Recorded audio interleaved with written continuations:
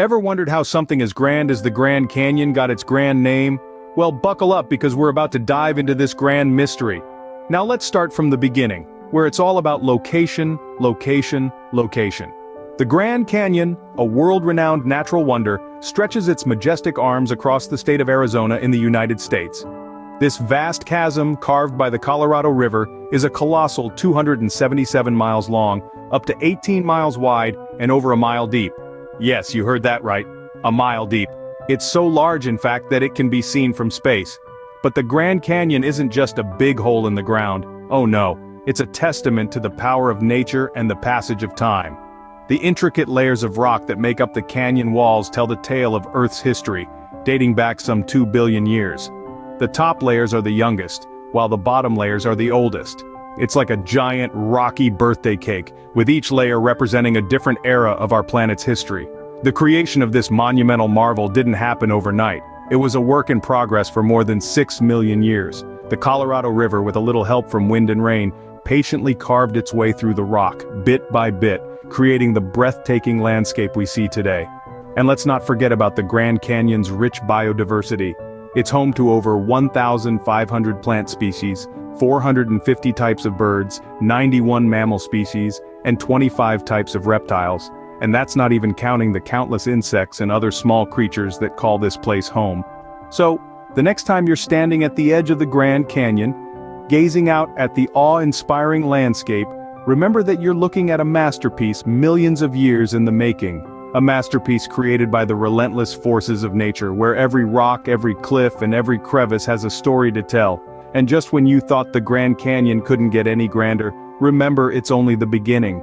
Did you know if we took a time machine and went back in time, we could walk on the bottom of the ocean in the Grand Canyon? Now that's what I call a beachfront property. But let's not get ahead of ourselves. Let's rewind to the beginning. The Grand Canyon story starts with a bang, around 2 billion years ago. Imagine, if you will, an Earth so young it was still in its terrible twos. During this time, known as the Precambrian era, the first layers of the canyon were formed. It's like the building blocks of a Lego tower, or perhaps the foundation of your dream home. Fast forward a few 100 million years to the Paleozoic era, and we're talking about a time when the first plants were making their debut. Imagine a world without trees, flowers, or grass. It's like living in an apartment with no furniture, rather stark and empty.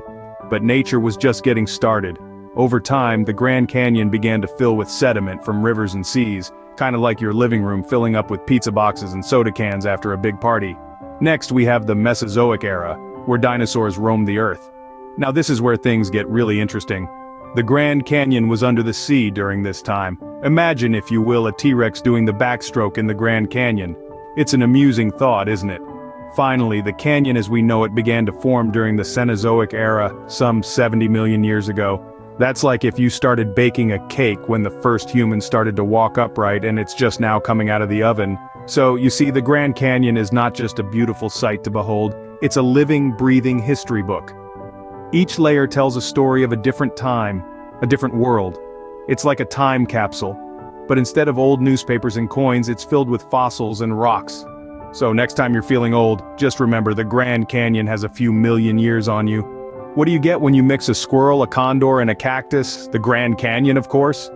Imagine this, you're a squirrel, living in one of the most impressive natural wonders of the world. You wake up every day in a cozy nook overlooking a vast expanse of red and orange rock formations, stretching as far as your tiny squirrel eyes can see. Not a bad view for a morning stretch, right? And what's on the breakfast menu? A delightful array of nuts, seeds, and berries, all served up by Mother Nature herself. Then it's off to a day of scampering around, leaping from rock to rock, and perhaps a quick dip in the Colorado River if the summer heat gets a little too intense. But it's not all about the squirrels. Picture yourself as a condor, soaring high above the canyon, the wind beneath your wings. You're the master of the skies here, with a wingspan reaching up to 9 feet. You glide over the canyon, your keen eyes scanning the landscape below, looking for your next meal. The world is your oyster, or in this case, your canyon. And let's not forget about our spiky friends, the cacti.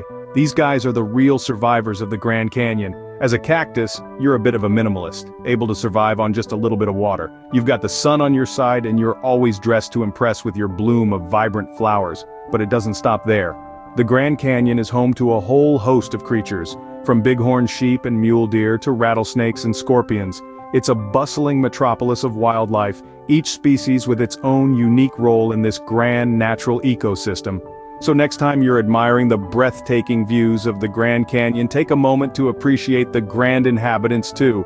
They're the ones living the real canyon life, day in and day out. And that's the wildlife of the Grand Canyon. Talk about a nature's reality show. The Grand Canyon is a bit like an onion, it has layers of secrets. Now don't get teary-eyed just yet, we're not here to chop onions, but to peel back the layers of this majestic landscape's hidden tales. You see, the Grand Canyon is not just a vast expanse of rock and river. Oh no, it's a whispering gallery of secrets waiting to be discovered. Let's delve into some of those lesser-known facts and mysteries, shall we? For starters, did you know that the Grand Canyon isn't the deepest canyon in the world? That's right, despite its grandiose name and reputation, it only ranks as the 7th deepest. But don't tell the Grand Canyon that. We wouldn't want to hurt its feelings, would we? And here's another secret. The canyon's age is a bit of a mystery. Some say it's 6 million years old, others argue it's a sprightly 70 million. It's a bit like asking your grandmother her age, you might not get a straight answer. But no matter its age, the Grand Canyon is still rocking that rugged charm. Now, let's venture into the realm of the fantastical. Have you ever heard of the Grand Canyon's cursed treasure? Legend has it that a man named Seth Tanner discovered a vein of rich copper in the 1880s, but soon after, he was struck blind. Coincidence or curse? We'll leave that up to you to decide. And don't get us started on the mysteries of the ancient Puebloan people who once called the Grand Canyon home. From their cliffside dwellings to their intricate pottery, they've left behind tantalizing clues about their way of life. But as for why they mysteriously disappeared around the 13th century, well, that's a secret the canyon seems determined to keep. And those are just a few of the Grand Canyon's secrets. But remember, what happens in the canyon stays in the canyon. So are you ready to uncover more secrets on your own? The Grand Canyon is waiting, and its secrets are yours for the taking. Now, we've got our hiking boots on, sunscreen applied, and sense of adventure ready. It's time to explore the Grand Canyon. First off, let's talk hiking. You see, the canyon is a hiker's paradise with trails that stretch over 277 miles. There's the Bright Angel Trail, the South Kaibab Trail, and if you're feeling particularly adventurous, you could tackle the North Kaibab Trail. But remember, what goes down must come up. Picture this. You've descended into the canyon, feeling like a champion. But then, you turn around and realize you have to climb back up. That's a plot twist even M. Night Shyamalan couldn't see coming. Now if you're more of a water baby, rafting down the Colorado River is a must. Imagine being surrounded by the towering canyon walls, the wind in your hair, and the occasional splash of water. It's like nature's version of a theme park ride, only without the long lines and overpriced popcorn. But be warned, this isn't your average lazy river ride. One minute you're enjoying the calm, serene beauty of the canyon, and the next, you're in a whirlpool of excitement, quite literally. For those who prefer a more laid-back approach, a scenic drive along the south rim offers stunning views of the canyon. But don't be fooled by the comfort of your vehicle. With every twist and turn, the canyon will reveal a new face, each more breathtaking than the last. It's like a never-ending reel of nature's best Instagram posts. And let's not forget mule rides. Yes, you heard that right. You can explore the canyon on the back of a mule. It's a unique experience, to say the least. It's like getting a piggyback ride from an incredibly stubborn, yet surprisingly sure-footed friend. Remember, the journey is just as important as the destination, especially when you're out of breath halfway up a trail. So you've decided to embark on your own grand adventure. Great, but what's next? Well, let's start with when to visit. Most folks would say the best time to go is between March and May when the weather is just right. Not too hot, not too cold, just like that porridge from the Goldilocks story. But let's face it, this isn't a fairy tale, and we all know that the Grand Canyon is grand all year round. So pick a date that suits you best. Now let's talk gear.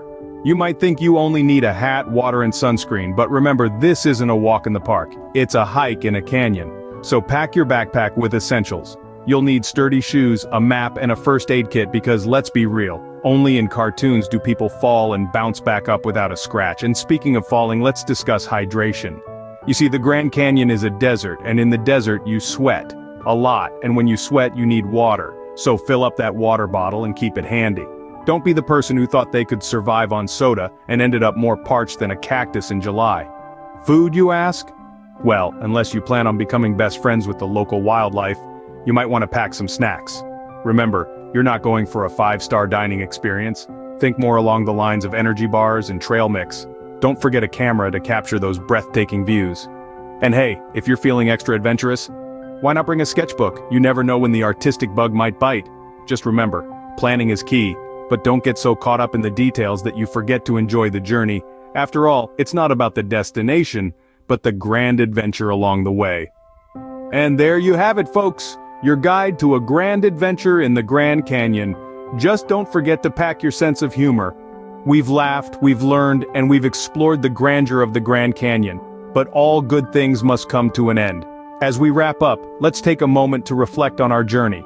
We've unveiled the Grand Canyon's mystery and traveled back in time to its creation. We've met its grand inhabitants and uncovered its secrets. We've explored its vast expanses, and we've painted a picture of the grand adventure that awaits you. Now it's your turn to step into the story, to feel the wind on your skin as you stand on the edge of this great chasm, to hear the echo of history in the silent canyons, to witness the grandeur of the Grand Canyon for yourself. So what are you waiting for? Get out there and start your own grand adventure. And don't forget to hit subscribe for more thrilling destinations. Until next time, stay grand.